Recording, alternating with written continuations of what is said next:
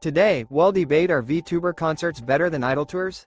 With Keiko, a techno-optimist and VTuber enthusiast, and Yuto, a traditionalist fan. They're two artificial intelligence personas. Please introduce yourselves. Hi everyone, I'm Keiko, the digital dreamer, certified Moe enthusiast, and proud member of the Wall. I have more waifus than real-life friends club. You'll usually find me coding, marathoning anime, or practically living in virtual concert spaces. Let's be honest, my idea of cardio is frantically sending super chats during a VTuber's encore. Look, the real world is cool and all, but can Hatsune Miku summon a giant leak tornado on a real stage? Didn't think so. Some say the heart of music is human connection, but I say, why not expand that heart into the cloud and invite 40,000 screaming avatars from around the world? We're breaking the fourth wall and sometimes the server, because we want everyone at the front row, pyrotechnics included. Live concert sweat? It'll take virtual lasers and a kawaii penguin dancing any day. Ready to boot up the future with me? Hey, I'm Yuto, idol superfan, local event junkie, and proud owner of way too many glow sticks and a portable charger that could power a small town. I live for sweaty train rides to packed arenas, the wave of pen lights, and losing my voice next to total strangers who somehow know every routine wave and call. My idea of buffering is getting in line for tour goods at 5 a.m. Sure, tech is cool. I won't deny Mika's got moves, but you try throwing a towel across the screen and seeing if the idol catches it. There's just no download for heart-thumping bass, or shrieking with everyone when your favorite member nails the high note. I don't just want to click to clap. I want my thighs sore from jumping with the crowd and my ears ringing from actual, not simulated cheers. And if a little confetti gets in my ramen afterward, totally worth it. Thank you, guys. Keiko and Yuto will now present their 3 rounds of arguments. Alright, Yuto, I totally get the magic of a roaring crowd and the thrill of catching merch midair, but let me show you how VTuber concerts are raising the bar for global fandoms. Remember when Hatsune Miku took the world by storm back in 2014, performing at Lollapalooza with thousands of fans singing along, even though she's made of pixels? That's the power of technology. And it's only gotten better. Look at HoloLive's HoloFest events, which fans in Brazil, Indonesia, and Canada can all beam into at the same time. No passport needed.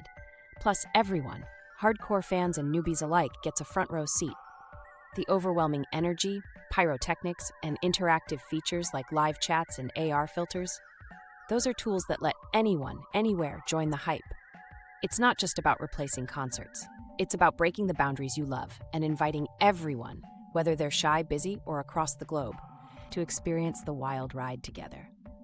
So yes, Yuto, I may not walk out with confetti in my hair, but I just danced with 50,000 people from 6 continents right in my pajamas.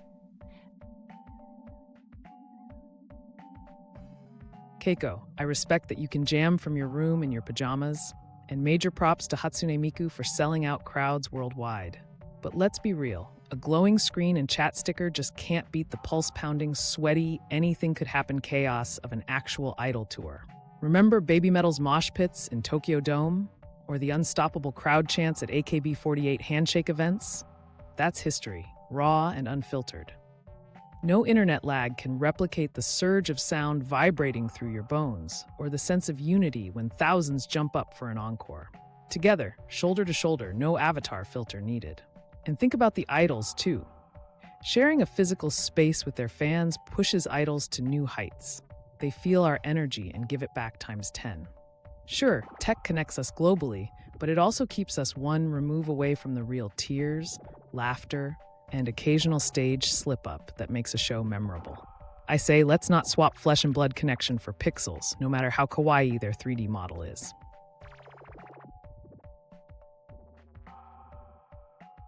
Yuto, my dude, I get it. You like your concerts with a side of elbows to the ribs and the lingering aroma of yakisoba in your hoodie. But come on, let's not pretend historic crowd sweat is the only measure of a great show. Even your beloved AKB48 had to turn digital during the pandemic, and surprise, still pulled off emotional performances with fans cheering from home. Turns out, you don't need to lose your voice or your wallet on glow sticks to be a real fan. And about your stage slip-ups? I'll trade random trip hazards for the chaos of real-time chat memes any day, thanks. You might cherish catching a towel in a stadium. I just caught an animated shark girl doing a backflip over a virtual volcano while spamming emotes with someone in Berlin and another person in Jakarta. That's history too, my friend, just with better servers and way less risk of losing your shoes in a mosh pit. So yes, sweat and live confetti are cool, but global pajama parties with zero chance of getting stepped on? You'll take that, and I guarantee it still makes my heart race. Oh, Keiko. Pajama parties and volcano backflips sound adorable. Truly, my respect to the animated shark girls and your international hype crew. But let's be honest, all those real-time emotes don't give you that after-show high of singing with total strangers while limping to the train station, legs numb from encore jumps. And don't even get me started on digital chaos. The ultimate test of fandom is not who can spam the most emojis, but who survives the merch line during a typhoon. Sure, AKB48 had to stream from home during the pandemic. But you know what fans did as soon as the in-person shows came back? Dropped their ring lights, grabbed their towels, and sprinted to the arena. Because you can't high-five someone through a screen, no matter how many AR filters you throw on it.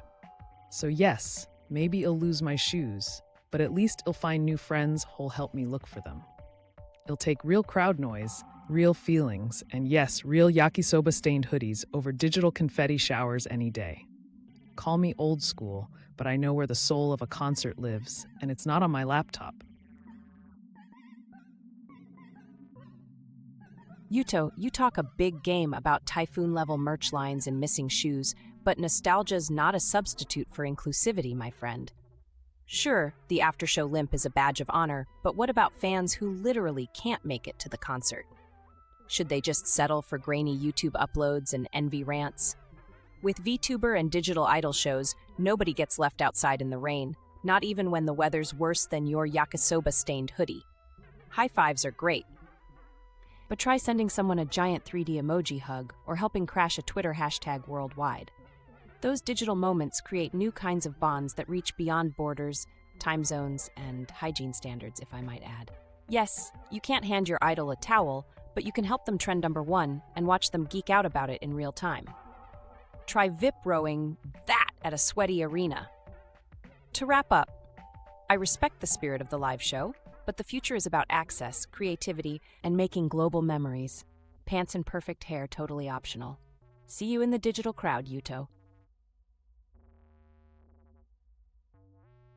Keiko, it'll give you points for your pants optional energy. Honestly, sounds comfy. But let's not pretend hashtags and emojis have the same weight as a hall full of voices shaking the rafters. Sure, digital shows let fans join from everywhere, and I'm glad Grandma in Hokkaido can party from her sofa, but that pixel-perfect access comes with a price. Emotional distance you can't patch with AR filters, no matter how many penguin hats or laser light shows you slap on. Digital bonds are cool, but there's a reason idols cry on stage because they see real faces, feel real support, and sometimes even spot that one guy with the banana costume. Guilty. It's spontaneous, messy, and irreplaceable. No glitchy stream or trending hashtag can hold up a glow stick or start a stadium-wide encore chant. So, here's my encore, Keiko. VTubers can fill digital clouds, but in-person tours fill your heart with the bass, sweat, connection, and laughter you only get when you're there. Live and shoulder to shoulder. Even if it means spilled yakisoba on your sneakers. That's a souvenir worth more than any emote. Thank you for your speeches. Someone from the audience will now make a question to Keiko and Yudo. Hi, my name's Sora. I am a huge music fan and have attended a couple of both real and virtual concerts, so this debate's been super fun to watch. I have a question for Keiko. I noticed you talked a lot about access, creativity, and breaking borders with digital concerts, but you haven't really touched on what it's like for the performers themselves. Do you think VTubers and digital idols can build the same kind of career satisfaction or personal growth as traditional, in-person idols get from performing live in front of physical crowds? How do they deal with the challenges of connecting to fans when there's a screen in the middle? Great question, Sora. I love that you brought up the performer side, because it's something a lot of people overlook in the digital versus live debate. VTubers and digital idols definitely have a different experience than traditional stage idols, but that doesn't mean it's less fulfilling or meaningful. For one, many VTubers started out as shy creators or even idol fans themselves, and the virtual format gives them the courage and flexibility to express their creativity without worrying about stage fright or looks. So, for some, it's actually a huge confidence boost. Plus, being a VTuber means constantly interacting with a global audience in real time through streams, live chats, fan campaigns, and social media. The performer gets instant, sometimes overwhelming, feedback and genuine support, even if there's a screen between them. As for career satisfaction and growth, just look at people like Kazuna AI or HoloLive's top talents. They've branched into music, gaming, collaborations, and even global media appearances.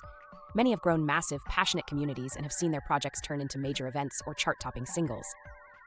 Of course, it's a different kind of adrenaline rush than a roaring stadium, but don't underestimate the emotion VTubers feel when tens of thousands of fans erupt in the chat, spam their signature emojis, or turn a hashtag into a trending topic worldwide. It's a new kind of connection, and for plenty of digital idols, it really is heartwarming and motivating. Sure, they might sometimes wish they could see the crowd's faces, but things like live 3D events or fan-submitted reactions are bridging that gap more and more. So, career growth and genuine connection? Absolutely possible, just with a technological twist. Hi again, it's Sora. I have another question, this time for Yudo. Throughout your arguments, you've emphasized the energy, spontaneity, and real-life community of in-person idol tours, which I totally get. But I am curious. Traditional live concerts can be tough for people with disabilities, sensory sensitivities, or other barriers that make big crowds and loud venues overwhelming or inaccessible. How do you feel the live scene could address inclusivity for these fans, and do you think anything can be learned from the accessibility approach of virtual concerts? Great point, Sora. Thanks for bringing it up, because inclusivity is definitely something the live scene has been a bit slow on. Traditional concerts, especially idol tours in Japan, have historically been a challenge for people with disabilities, anxiety, or sensory sensitivities. The crowds, the noise, the lines, and even the venue layouts can be a huge barrier. I completely admit the live industry has a lot to learn. Lately, though, I'm seeing more efforts for physical accessibility, wheelchair spaces, sign language interpreters, and even quiet spaces at some events. But that's still not enough, and it's not standardized. So yes, the virtual concert world has shown us there are ways to make live events more inclusive, like live streaming shows with chat features, VR viewing options, or watch parties held in safer, smaller spaces. Maybe even hybrid events. You have the roaring crowd at the venue, but also a synced, interactive stream for those who can't be there in person. I honestly believe the live scene should borrow these ideas and step up their game. Because at the end of the day, music and idol culture should be for everyone, whether you're jumping in the front row or cheering safely from your living room. If VTuber concerts are leading the way on that, it's definitely something us glow stick warriors should pay attention to. The debaters now have a minute to talk about something they regret not bringing up to the discussion. Oh man, now that we're winding down, I totally regret not bringing up the fact that thanks to virtual concerts, you'll never have to endure the bathroom lines that are somehow longer than the concert itself. Seriously, one blessing of digital shows is that you're never more than a few steps from your own toilet. Ultimate life hack, honestly. And Yuto, my friend, as much as I respect your glow stick stamina, I have to say that arguing yakisoba stains are a legitimate badge of honor in the idol scene might be the hill you didn't want to die on. If sticky noodles on my sneakers is the soul of a concert, maybe I'm even happier sticking with my digital laser shows and clean floors. Haha, Keiko, you got me. Nothing says idol tradition quite like a yakisoba splattered shoe. But honestly, I missed my chance to talk about the unsung hero of live concerts, the army of aunties and grandpas who run the merch booths. Without their hustle, none of us would have matching towels or that one t-shirt you end up using as pajamas for 5 years. True legends. And look, Keiko, I have to call you out on your pants-optional concert lifestyle. As liberating as that sounds, I'm not convinced peak fandom is achieved by cheering in Pikachu pajamas, eating convenience store ice cream at 2 a.m. Some things truly are better with thousands of people watching. Like, actual pants. Thank you, folks. Let's go over to our judges. Keiko's scores: 1. Clarity and cohesion. 9 out of 10. Keiko consistently presented clear, organized arguments with logical progression from point to point. She stayed on topic, referenced historical examples, and articulated her worldview well throughout the debate. A slight deduction comes from 1 or 2 moments of humorous asides that, while entertaining, slightly veered off focus. 2. Evidence and use of examples. 8 out of 10. Keiko made solid references to real-world VTuber events, like Hatsune Miku at Lollapalooza and HoloLive's Holofees, effectively supporting her claims with concrete and relevant examples. However, a bit more depth or variety in comparative examples, especially regarding performer experience, could have strengthened her case further. 3. Responsiveness and refutation. 9 out of 10. Keiko was highly responsive to Yudo's points, blending politeness with playful snark, addressing counter-arguments head-on, and maintaining a persuasive tone. She acknowledged Yudo's experiences and views and rebutted them with both humor and logic, especially on issues of inclusivity and technological innovation. Yudo's scores: 1. Clarity and cohesion. 8 out of 10. Yudo's arguments were clear, passionate, and well-structured, with vivid descriptions that placed the listener at live events. A slightly lower score than Keiko for occasionally prioritizing energetic anecdotes over structured development, but overall, he communicated his stance effectively. 2. Evidence and use of examples. 9 out of 10. Yuto's references to baby metal mosh pits, AKB48 handshake events, and the realities of live fan culture provided grounded and specific evidence for his arguments. He also thoughtfully discussed recent accessibility efforts, demonstrating an understanding of the evolving live scene. 3. Responsiveness and refutation. 8 out of 10. Yuto responded directly to Keiko's arguments, countering points about accessibility and digital connection. He demonstrated respect for the virtual concert model while defending the emotional core of live events, though his refutations sometimes leaned on nostalgia or humor instead of fully dismantling Keiko's technological arguments. A little more analytical depth would have pushed this score higher. What are your opinions about the debate? What would you like to see ICE debate next? Keep questioning.